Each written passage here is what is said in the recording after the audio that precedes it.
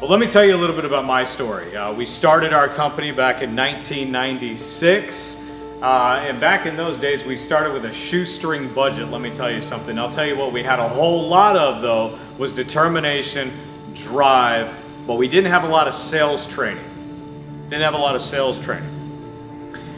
I had to learn a lot of things as we went.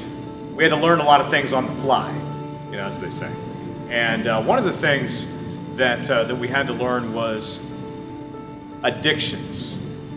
Certain addictions.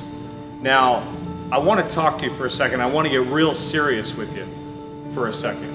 And that is, if you have an addiction, whether it be drugs, alcohol, lust, pornography, gambling, whatever it is, it will guarantee you that you will not be successful because it's going to put roadblocks in your way. Obstacles, obstructions in your way.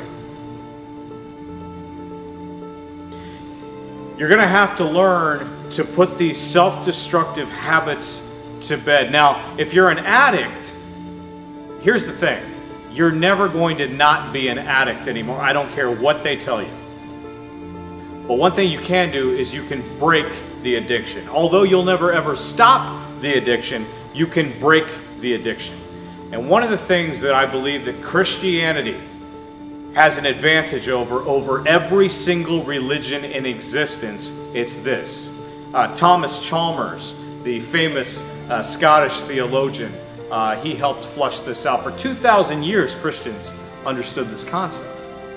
And that was, the only way you can rid yourself of an old affection is by the expulsive power of a new one. So Thomas Chalmers said, the only way to drive out an old affection is by the expulsive power of a new affection. It'll look like this. My love for Jesus Christ as a Christian makes my love for everything else pale in comparison, right? And that's, you have to be so committed to success in your life that it'll make all these other things pale in comparison. Now, success isn't just financial. It isn't just financial. It could be in your relationships with your wife, your husband, your kids knowing that you're there for them, that you create an environment that's conducive to their flourishing, right?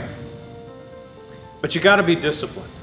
Folks, I've said this before in other talks that here's the funny thing about discipline.